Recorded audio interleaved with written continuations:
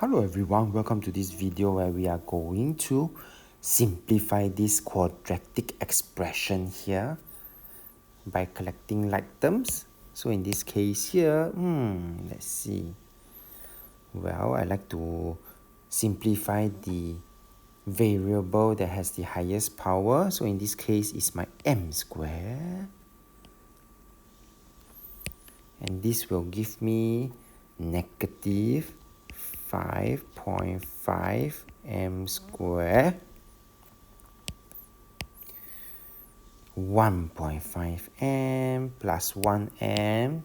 This will give me positive 2.5 m. Alright, and with that we have come to the end of this video. If you like this video, do give it a thumbs up. Thank you for watching and have a nice day.